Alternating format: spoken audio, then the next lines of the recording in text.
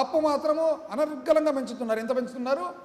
అప్పుడు ఆ సంవత్సరము వైఎస్ఆర్ కాంగ్రెస్ పార్టీ చూస్తే 77,208 కోట్లు అదే సమయంలో కాలపరిమితిలో చూసుకుంటే, వీళ్ళు మాత్రము 90,558 కోట్లు, అంటే 17% పైన పెంచినారు. ఇంకా చూడండి, అప్పేమో పెంచుతిరి, ఆదాయమేమో తగ్గిస్తిరి, మీరు మాత్రం అనుభవం అని చెప్పి చెప్తారనమాట. పోనీ ఇంత చేసినారు కదా, అంటే మీరు ఇంత అప్పు చేస్తారు కదా, మాకంటే ఎక్కువ ఏం చేస్తున్నారు ఆ అప్పుతో, ఆ డబ్బుతో? అంటే మేము 70,000 కోట్లు ఆ కాల పరిమితులు చేస్తే మీరు 90,000 దాటినారు.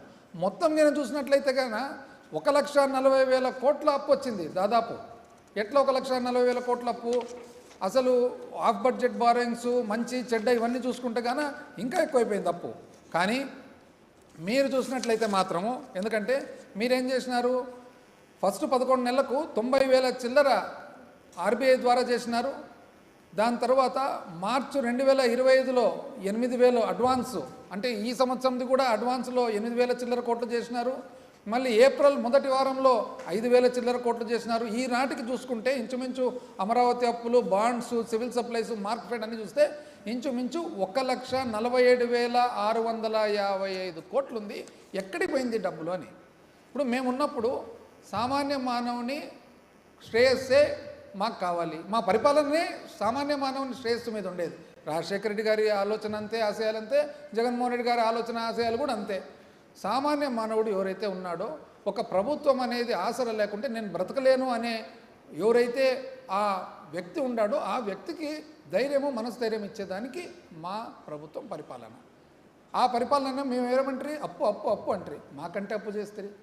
మాకు సృష్టి సంపద అంటారు, మాకంటే తక్కువ అయిపోయా. పోనీ మాకంటే ఎక్కువ అప్పు చేసి ఎక్కడ పోయిందని. ఎందుకంటే ఇప్పుడు చూడండి, అప్పట్లో ప్రతి సంవత్సరం క్యాలెండర్ ప్రకారం క్యాలెండర్ తీసుకొని ఒకరోజు ఇటువంటి లోపల సామాన్య మానవునికి ప్రభుత్వ సహాయం వచ్చేసేది. ఇప్పుడు చూడండి, జగనన్న అమ్మఒడి ఈరోజు తల్లికి వందనం వచ్చిందా ఎవరికన్నా?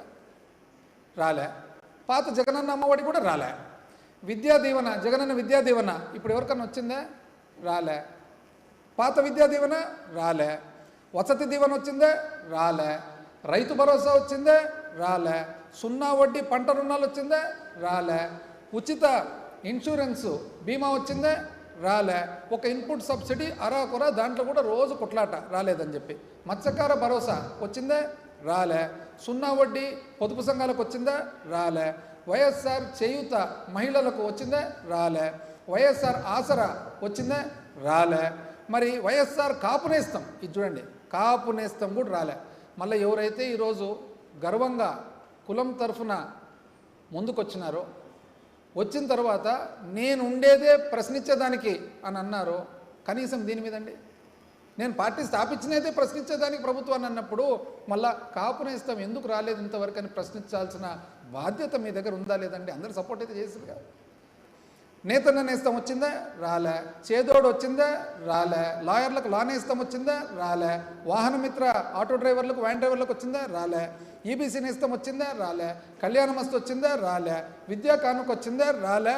ట్యాబులు, పిల్లలకు ఇచ్చిన ట్యాబులకు, ఎంతో చక్కగా చదువుకుండే ట్యాబులు కూడా మీరు నానా ఏమేమో అంటారు అబండాలు, అది కూడా రాలే. ఆరోగ్యశ్రీ 3,500 కోట్లు బకాయిలు పెట్టుకొని ఆ బకాయిల వలన నెట్వర్క్ హాస్పిటల్లో ట్రీట్మెంట్ ఇవ్వడం లేదు. ఒక్క పెన్షన్లు తప్ప మీరు ఏదన్నా ఇచ్చినారా అని చెప్పి.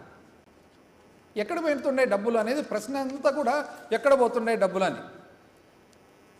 మేము ఏదన్నా సామాన్య మానవునికి, ముఖ్యంగా కోవిడ్ అప్పుడు సహాయం చేస్తే అబ్బాబాబా అవలయ అసలు నవ్వి నాశనం చేస్తున్నారు, మీరు అది చేస్తున్నారు, ఇది చేస్తున్నారంటారు. ఎలక్షన్లు వచ్చేటప్పుడేమో 3 అంతలు చెప్తారు, మేము చేసినది 3 అంతలు ఇస్తామంటారు. ఎలక్షన్ వరకేమో మేము చేసినదంతా తప్పంటారు. పోనీ 3 అంతలు చెప్పినది ఇస్తున్నారా? ఒక్కటి రాలే. డబ్బులు ఎక్కడికి పోతున్నాయంటే ఎవరు సమాధానం చెప్పరు. బయట పోయి చూస్తే ఎవరన్నా చూడండి, కొంతమంది వర్తకులైతే అసలు వీళ్ళు సరైన పరిపాలన కాదండి అండి. ఇప్పుడు పోయి అడిగితే ఏమంటుండాల్సిన కిరాణా మంగళ్ళల్లో, నాయన స్వామి మీరు చాలా మేలు, మాకెవరు మా పప్పులకు శనగలు కొనే తొళ్ళు కూడా లేకుండా అయిపోయినారు, బెల్లం కూడా కొనే తొళ్ళు లేకుండా అయిపోయినారండి. వాళ్ళ బాధ. బట్టల షాపుకి పోతే బాధ, ప్రొవిజన్ స్టోర్కి పోతే బాధ, డిపార్ట్మెంటల్ స్టోర్కి పోతే బాధ కనపడుతుంది కదా. ఎందుకంటే ఆ బాధ అంతా ఎక్కడ కనపడుతుంది?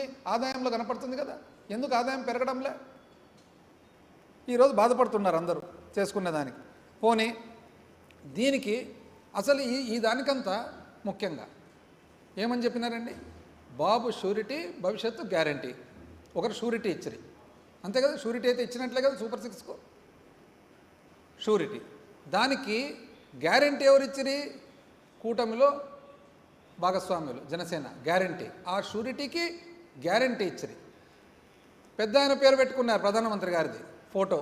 వాళ్ళు ఏమనుకున్నా కూడా పబ్లిక్ ఏమనుకున్నారంటే పైనుంచి చూసి ఇది కౌంటర్ గ్యారంటీ అనుకున్నారు. ఎందుకంటే ఫోటో పెట్టినారు కదా, ఫోటో పెడితేనే కౌంటర్ గ్యారంటీ అనుకున్నారు. పోనీ లోకేష్ గారు ఏమన్నారు?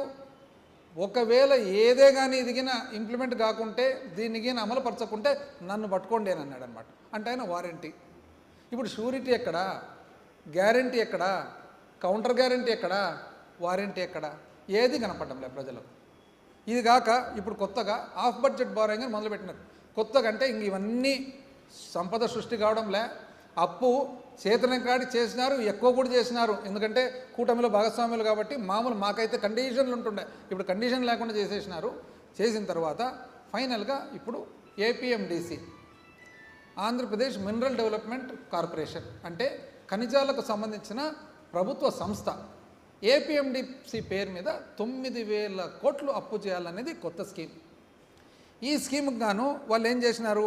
ఏపీఎండిసి పోయి ఎట్లా ఏపీఎండిసి పేరు వాడుకొని ఏపీఎండిసికి సంబంధించిన ఏదైతే ఆదాయాలు ఉంటాయో అవన్నీ కూడా తాకట్టు పెట్టిన తర్వాత ఏపీఎండిసి ఆదాయం మీద 9,000 కోట్లు అప్పు చేయాలనేది స్కీమ్.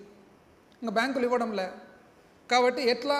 బాండ్స్ అంటే ప్రజలు దాన్ని ఏమంటారు? నాన్ కన్వర్టబుల్ డిబెంచర్స్ అంటారు, ఎన్సిడిస్ అని. సో ఆ బాండ్స్ మీద ఏదైతే అప్పు చేయాలని చెప్పి తయారు చేసినారో, వాస్తవానికి ఎందుకు ఏపీఎండిసికి 9,000 కోట్లు? అసలు ఏపీఎండిసి సంస్థకు సంబంధించిన వ్యాపారం ఏమి? ఎక్కడైనా కానీ ఖనిజాలు ఉంటే ప్రభుత్వ రంగ సంస్థగా ఆ ఖనిజాలను వెలికితీసి వ్యాపారం చేసి తద్వారా ఆదాయం సమకూర్చేది.